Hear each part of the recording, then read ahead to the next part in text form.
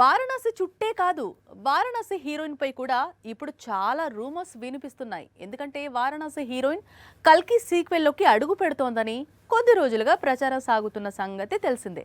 అయితే ఇందులో ఎలాంటి నిజం లేదట.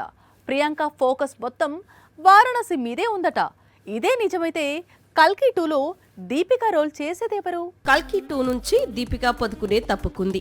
మరి దీపిక స్థానంలో ప్రాజెక్ట్ లోకి అడుగు పెట్టే హీరోయిన్ ఎవరు? ఇప్పటి వరకు చాలా పేర్లు వినిపించాయి.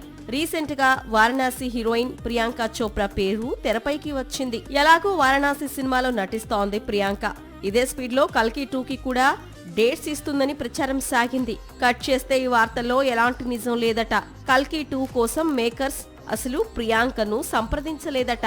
ఎందుకంటే అందుకు చాలా రీజన్స్ చెప్తున్నారు ఇండస్ట్రీ వాళ్ళు. మొదటి విషయం ఏంటంటే ప్రియాంక చోప్రా పారితోషికం. వారణాసి కోసం ప్రియాంక 30 కోట్ల రెమ్యునరేషన్ అందుకుంటోందట. గతంలో కల్కి కోసం దీపిక 20 కోట్ల పారితోషికం అందుకుంది. అన్నిటికీ మించి ప్రియాంక చోప్రా దగ్గర డేట్స్ లేవట. వారణాసి కోసం Priyanka Chopra Hollywood projects adjust చేస్తోందట. సో వారణాసి కంప్లీట్ అయ్యే వరకు ప్రియాంక చోప్రా మరో ఇండియన్ సినిమా చేసే అవకాశాలు లేవట. ఇదంతా సరే, ప్రియాంక చోప్రా కాకపోతే కల్కి 2లోకి దీపికా స్థానంలో అడుగుపెట్టే హీరోయిన్ ఎవరు అనేది మళ్లీ మొదటికి వచ్చింది.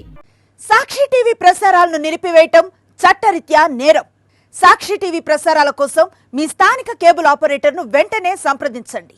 డిటిహెచ్ లో, ఇంటర్నెట్ లో కూడా సాక్షి టీవీ ప్రసారాలను వీక్షించవచ్చు.